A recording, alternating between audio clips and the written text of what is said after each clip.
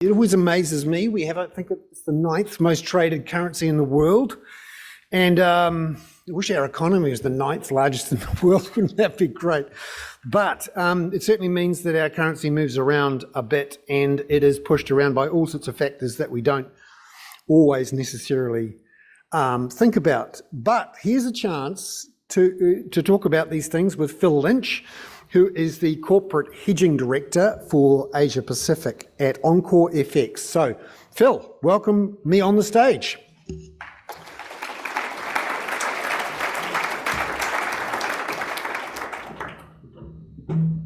Thanks. Great to see you again, Phil. Great to be here. I'll just grab the clicker. The clicker, yes.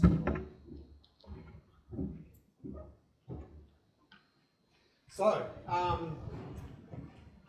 the currency market is doing plenty at the moment, and this morning I think got down to 65.02 was the number I saw this morning for the New Zealand dollar versus the US dollar.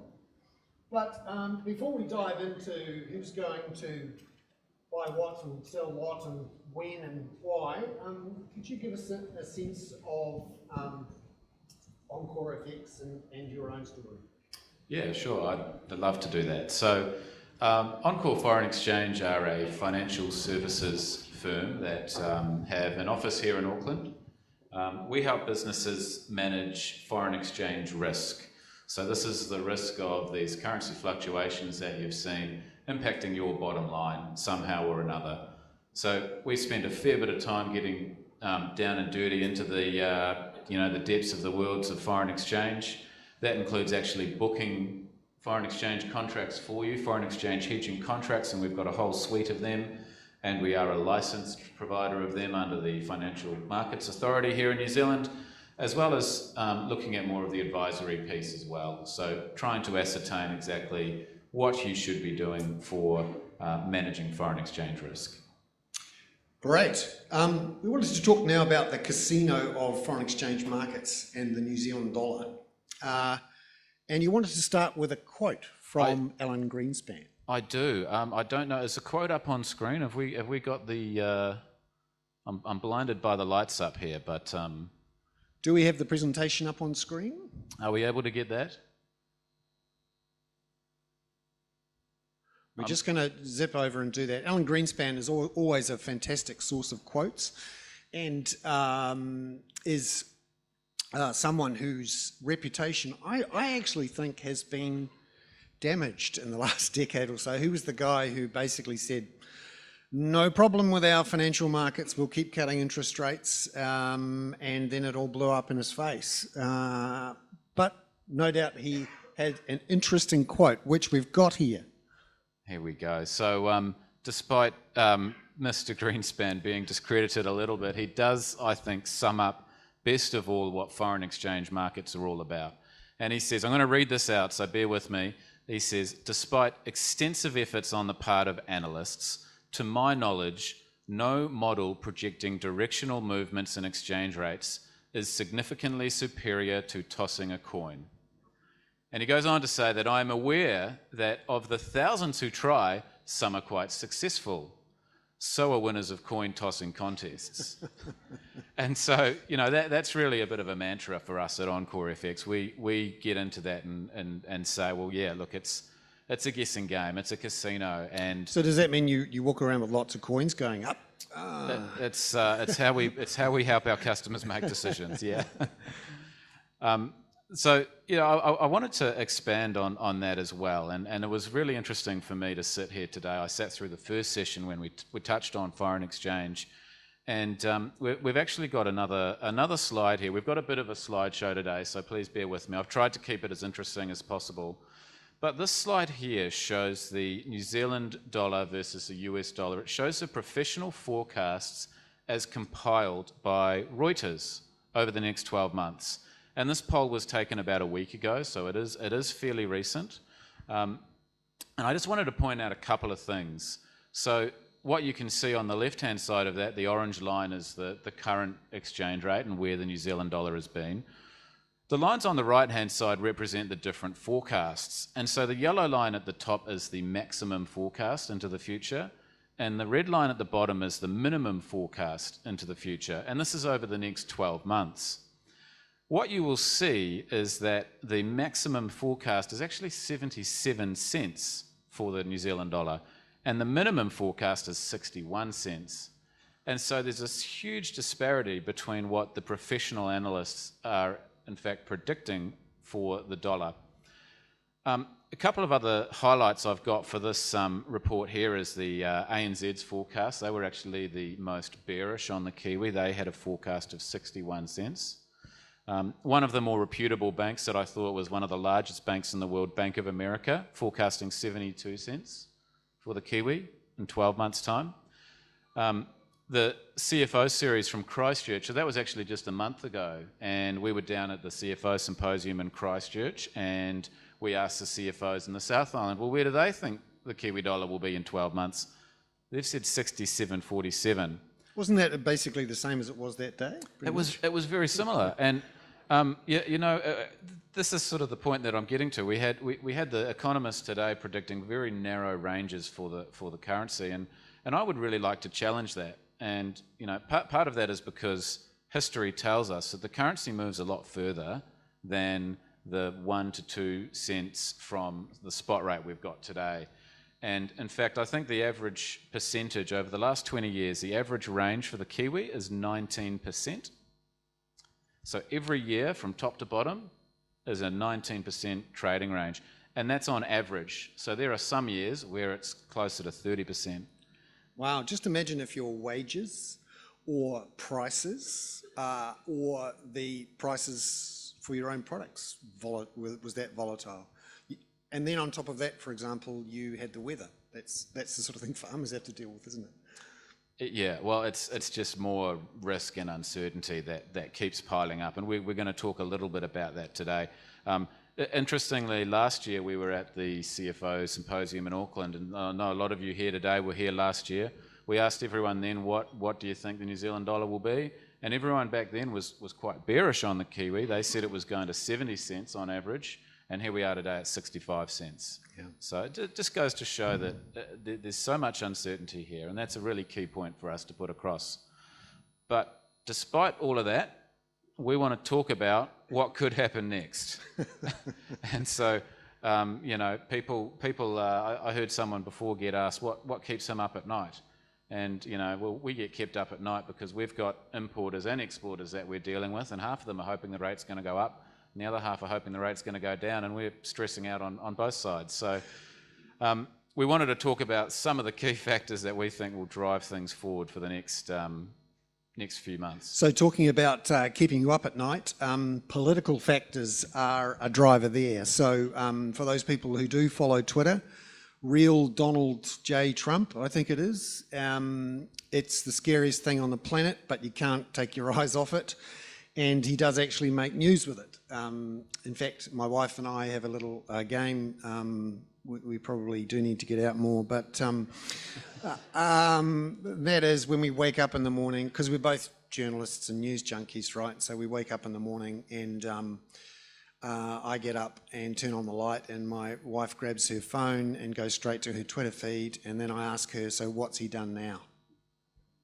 So, political factors, starting with the man on your left. Everyone's left, yeah. The first thing we do in the morning is turn on our phones and look at the exchange rates, and often it's changed. Luckily, my wife and I are not quite that sad. Well, it comes with the territory. Yeah. It's usually this guy on the left as well that's making waves, and he's been making a lot of waves, and it's actually quite a serious theme for currency markets at the moment. And the big thing that's been happening is the trade wars, as it's become known, or some people will call it as protectionist policies that he's adopting. And this is where Trump is imposing tariffs on countries like China. Of course, it's not just China, it's Mexico, it's looking at trade relations with Canada and Europe. And right across the world, Trump is adopting a very aggressive approach with trade. And this is doing two things, and it's unfortunately a little bit negative for the Kiwi. It's one of these things that is starting to to cause concern for our importers and joy for our exporters, at least on the currency front. So what it's doing is it's increasing the value of the US dollar as their economy is more protected. The value of their dollar is going up. So as the US dollar increases in value, the Kiwi is going to fall against it. So that's been causing us to move lower. And on top of that, you've got a compounding factor where it's driving uncertainty in markets.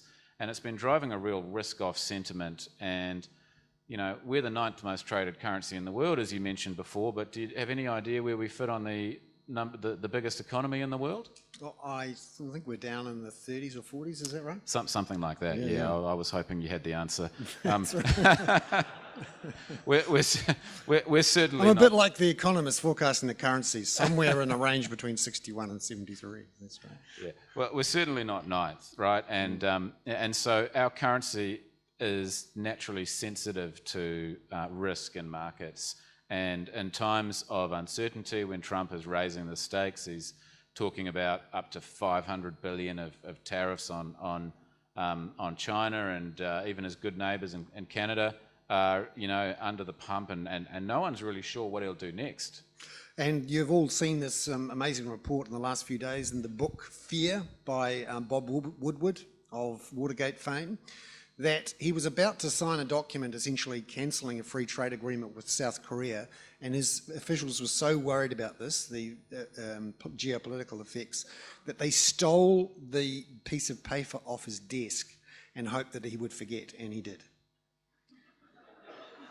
It's an extraordinary world that we live in, and this guy is one of the most powerful men in the world, and he's you know, it's surprising in some ways for me that there hasn't been more volatility in currency markets, because when you look at our dream team up here, we've really got we've really got the ingredients there, right? We've got Trump with his programs, and it's not just what he's doing with trade, but he's made changes to the tax regime in the United States as well, and he talks a big game on the currency as well. It's something that he's a little bit more careful with, but it's not just him. There's also Russia's involvement, and this is, you know, perhaps waning a little bit in the media at the moment, Russia's involvement in the election campaign and the ties potentially to Trump.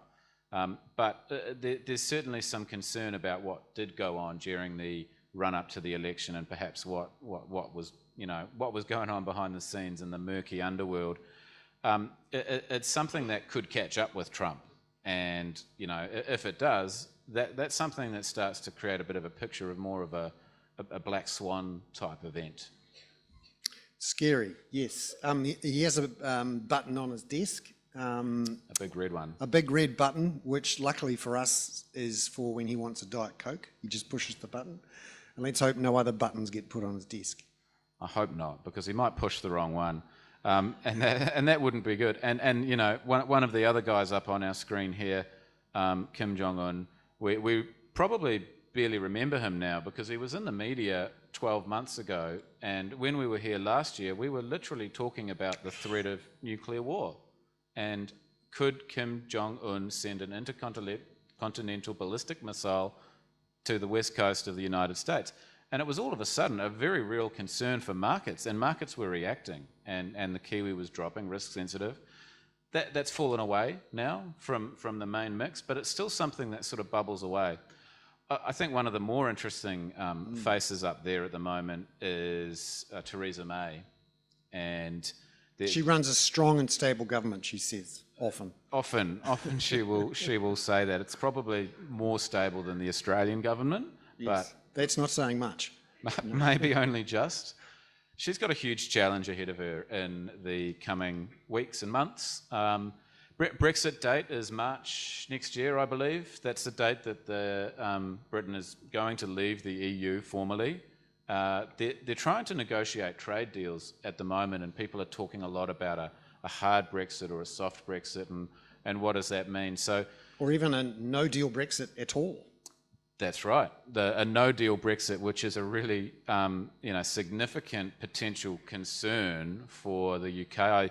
It doesn't mean that all trade just ceases. I think it means something along the lines of they fall under IMF rules for trade, but there's certainly not favourable conditions for trade to be done. There's no real consideration of natural advantages of either economy, and so you've got a scenario here.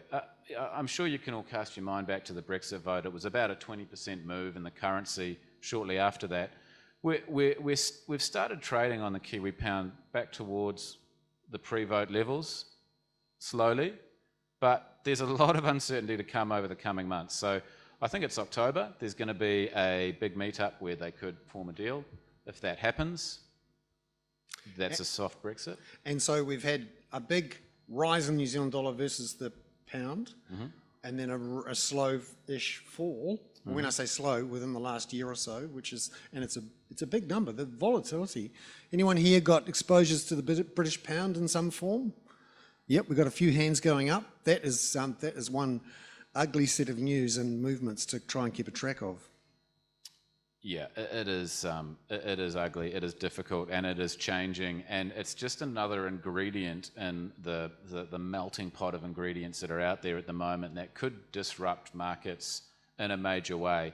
And when we look at the course for the New Zealand dollar over the last 12 months, we've fallen 10 cents since January, more or less, from the peak at least. And the New Zealand dollar is typically, in a normal year, more volatile than that. So there's still more to go, theoretically, and the ingredients are there. So I think, a key message from us today is when you are planning for your exposure to currency, think about what is going to happen in normal market conditions. I don't want to undermine the economists too much or throw them under the bus, because it's really difficult predicting currency. In fact, that was my first slide, it's like a coin toss. But I enjoyed asking them the question to give us a number, as much to put them on the spot. Yeah, and I'm sure you'll probably ask me later as well. But it's it's something that in normal conditions the dollar's going to move a lot further than perhaps what's implied by a forecast. But we're going to dig a little bit deeper. We're going to get into interest rates. Yes, so we've talked about the potential overseas impact on the currency with geopolitical factors, but obviously interest rate differentials are important too. And in the last 3 or 4 months, there has been significant movement in thinking about the New Zealand official cash rate, which has been at 1.75% for, it seems like, forever, but we're talking back to the end of 2016. But thinking around the official cash rate is changing. So Phil, tell us about how it's changed. Well, this slide here shows the OCR, the official cash rate set by the Reserve Bank of New Zealand. And I'm going to get into why this is important for currency, but basically it's a demand side fuel factor for currency. The higher the interest rate, the more demand there is for that currency. And what you'll see, since about 2010, that the New Zealand Central Bank rate has been set very low, currently at 1.75%. And there has been a lot of debate amongst economists recently after Adrian Orr has taken over as RBNZ governor. And there's a couple of different views that are emerging out there in the market. And I wanted to share a couple today. One of those icons is familiar, that's the BNZ. I pulled up a report from them from a week ago, and it showed that their forecast for the OCR was to rise to 2.75% by June 2020. So the BNZ is still quite bullish on the, or hawkish on the outlook for the OCR rate.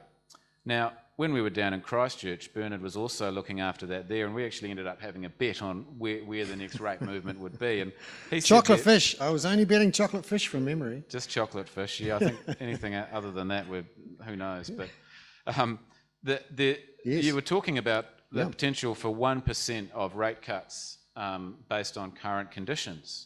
So the OCR could fall to as low as 0.75%. Yes, and that is actually based, not completely off the top of my head.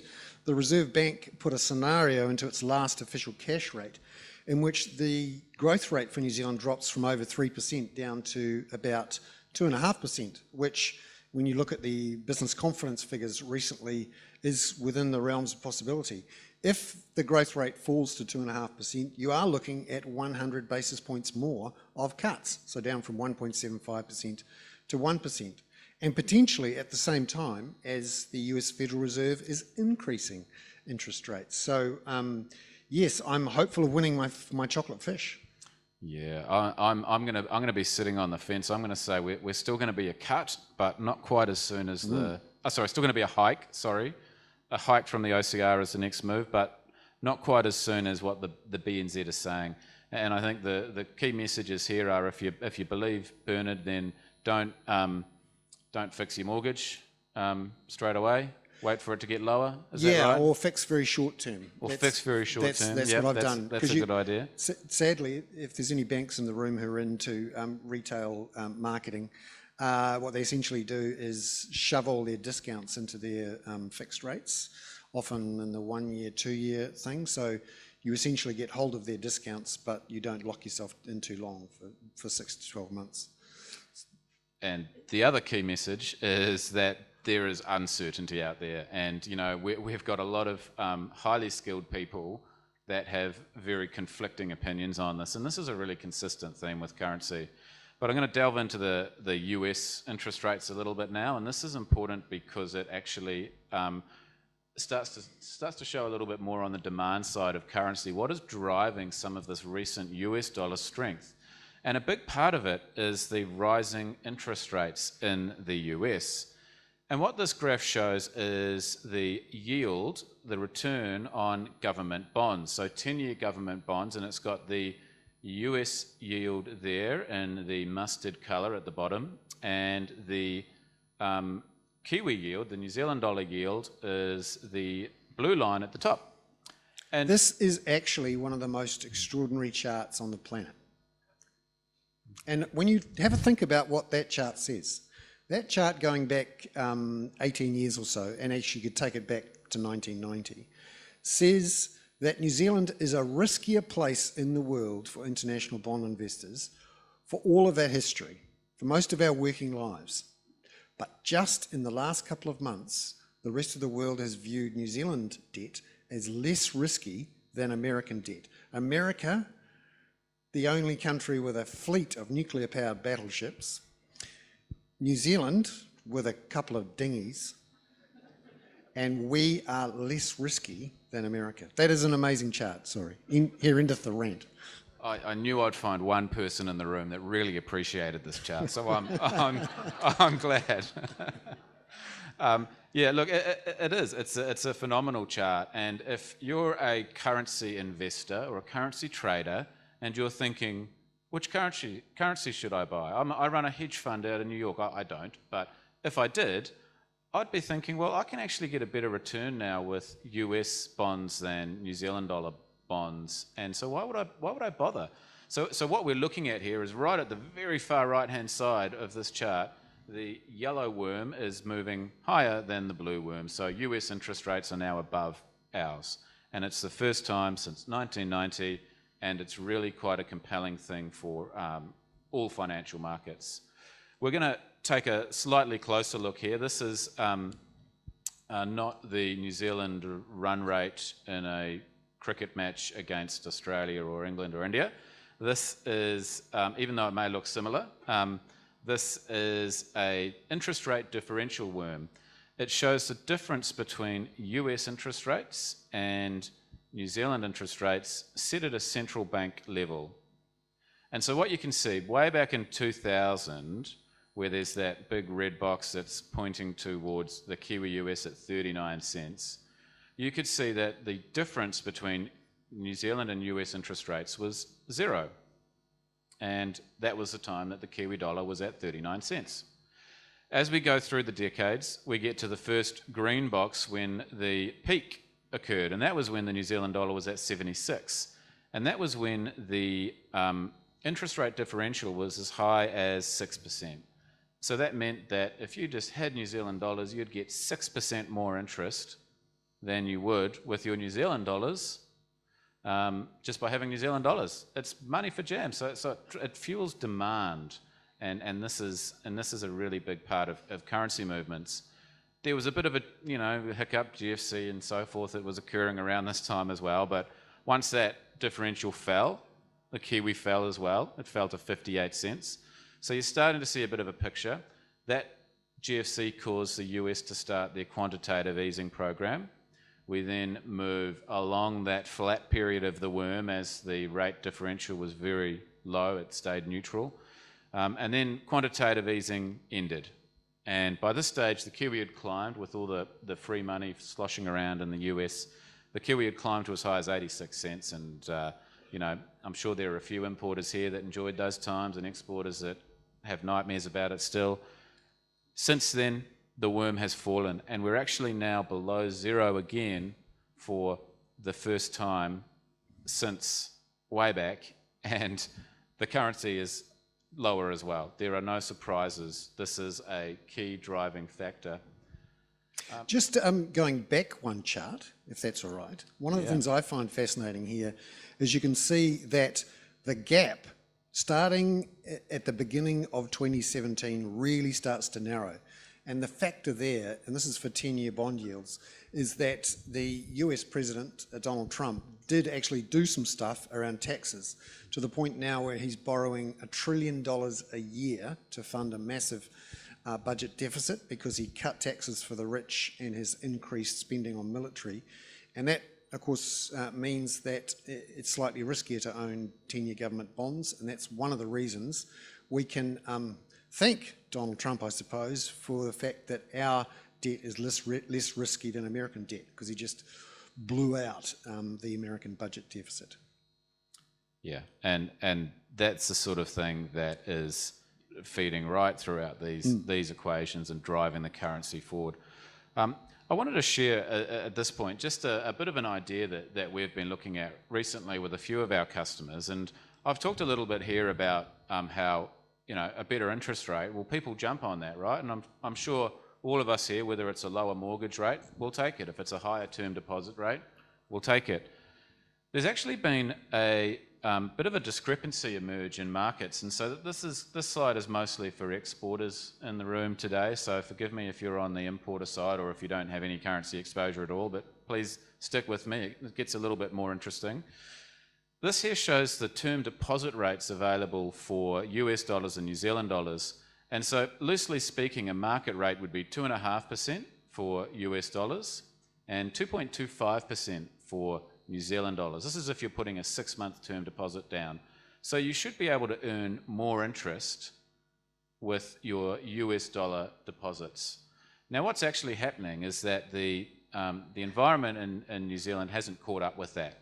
So the US term deposits, and this was hard to find, published rates for these 6-month term deposits, but the best I could find was 2.14%, and there was plenty that were a lot lower than that. Whereas the New Zealand dollar term deposits were uniquely as high as 3.25%. And so there's a few reasons why the New Zealand dollar deposit rates are so high, because the banks use the term deposits to fund mortgages and so forth. But the interesting thing for me here is that you can get a better rate of return simply by having New Zealand dollars. So if you guys are sitting on any excess US dollar funds out there and you're thinking, hey, they're not working for me, if you've got $1 million of funds sitting there and you're thinking an extra 1% over the year would be quite healthy, and I'm sure you can all do the maths, it stacks up. Have a think about what your term deposit or just your basic deposit rates are, and come and chat to us, because it's something we've got a mechanism to help businesses capture the better interest rate. And you can thank the Reserve Bank at least partly for this. Since the GFC, the bank has forced the trading banks, the big four Australian banks, to borrow less from international markets and borrow more from local investors, which means they're less able to just jump into the international markets whenever they need to top up their own deposits, and they have to go out there with their blackboards and their ads on TV asking mums and dads for money in term deposits. That's it. And there's another reason why US interest rates are going up as well. We've done some analysis on that, so I'm just going to pull that up. Sorry if you've seen this before, but this is as scientific as it gets. You can see that the line there is US interest rates as set by the central bank, and you can see it's been dipping right up until the point that Janet Yellen was in charge and is now back on the rise. So if you've got any questions about whether or not the Federal Reserve are going to keep raising rates, I don't think you can fault such a perfect scientific analysis like this. But look, we talk a lot about currency and uncertainty and movements, and you know what Encore FX do is we help businesses manage the risk that they face, and so I wanted to share a little bit about how we go about doing that today. This is assuming, of course, that people are buying the argument that a flipping of the coin is not a good way to run a business. That's right. Yep. And we would challenge that even further and say you might decide that flipping a coin is good, but can you at least go through the process first and determine if that's the way you want to run your business? It's not very often that it is, but we at Encore try and use more of a process. So rather than opinion, we're looking at a process. And what you'll see up on screen here is a 5-step foreign exchange hedging cycle. Some of you may remember this from last year, or some of you may have seen this in textbooks before. It's more or less a risk management cycle. And so, hopefully it's got some application to other parts of your business if you're not dealing in foreign exchange. But it starts with identifying your risks. And so the very first thing we're going to do when we talk to our customer base is say, well, what is your business? What do you do? What is your exposure to currency? And what happens if the exchange rate moves? We then want to find out in step 2 what your risk management objectives are. Are you looking to protect profit margins, or are you looking for stability and predictability? Or is it something different? Are you trying to remain competitive? Is it a CapEx purchase, or is it something else? And then it's about getting into the juicy stuff. It's about creating your policy or plan. This could be called anything. If you're a big corporate, it might be a 25-page policy. If you're a little business with a couple of $1 million of FX exposure, you might just call it a plan, and it might be, even in discussion. But as long as you know what that is, that's key for us. And I'm just going to step into step 3 a little bit here. How are we going for time? Good. We're going good? Okay. So this is looking at your policy or plan. So you've figured out, you've got some risk, you've figured out what that is, you've decided you want to protect your profit margins. Well, what is your approach going to be? There's 4 approaches up here that are common. So one of them is to do nothing, and I know there's people in this room that still do nothing, and if that is your chosen approach, if that helps meet your objectives, then by all means we would support it. It's unlikely though to meet most objectives that businesses choose. So the second box there is to be 100% hedged. That is where you would say take a purchase order or a sales order, an invoice, and back-to-back it. So if you've got an invoice for $100,000, you book a hedging contract for $100,000 and you secure that rate. The third approach there, also grayed out, is active hedging. That's one where it's usually using your underlying exposure to be a little bit more active. It's actually where you take on more risk, and you might try and use more sophisticated products, or time the market and use that approach to actually make extra gains, pad your profits. It's high risk, unlikely to be suitable for many here, unless you are the 100% shareholder and chairman of the board and the CFO, which you may be if you're so lucky. But the fourth approach is strategic hedging. And this is what we do for a lot of our customers, and why I wanted to share it today. Strategic hedging is when you look to add value for your business over time whilst managing the underlying risk and achieving your objectives. So with strategic hedging, there usually comes 2 key components, and these are hedge ratios and timeframes. And so this looks at, well, first of all, timeframes. How far into the future are you going to hedge for? And we would have previously done some work, are we hedging committed transactions or forecast transactions, or what is it? But let's just say we've decided that in this case, a very basic scenario, you'd be looking at hedging 0 to 6 months into the future according to a policy decision. And so what is that policy decision? Well, that is saying 60 to 100% in that box there. And so what that means is that you would hedge a minimum of 60% of your forecast transactions over that 0 to 6 month period. What that does is it takes some of the guesswork out of your hedging program. It means that you're hedging based on a policy decision rather than what I think, what Bernard thinks, what the other economist thinks, because as we've determined, it's all a little bit of hocus pocus, and unless your crystal ball is better than ours, it's good to have a baseline in play. And what we like to do is tie back those percentages to your hedging objectives. So we like to understand what you're trying to do. In this scenario here, there's also a 7 to 12 month ahead box, and that would be at senior management discretion.